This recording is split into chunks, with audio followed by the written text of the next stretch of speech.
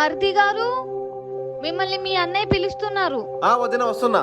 అసలే వర్షం వచ్చేలా ఉంది. అన్నయ్య ఏం పని పెడతాడో ఏంటో.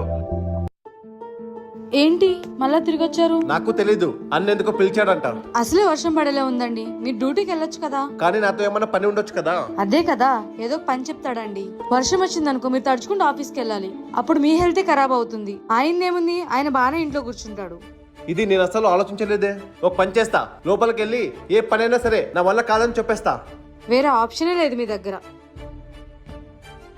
అన్నా, నేనేం చెప్పాలనుకున్నానంటే బయట వర్షం వచ్చేలా ఉందన్నా. నేను కూడా నిన్ను అందుకే పిలిచాను రా. బయట వర్షం వచ్చేలా ఉంది కదా, నీ బైక్ కిస్ నాకు ఇచ్చి నా కార్ కిస్ నువ్వు తీసుకెళ్ళరా. నా ఆఫీస్ ఇక్కడే కదరా, నేను ఎలాగోలా వెళ్ళిపోతాను. కానీ నువ్వు వర్క్ చేసేది చాలా దూరం కదా, నా కార్ తీసుకెళ్ళు. ఏంట్రా అలా ఆలోచిస్తున్నావు? నాకు లేట్ అవుతుంది, త్వరగా బైక్ కిస్ ఇవ్వు.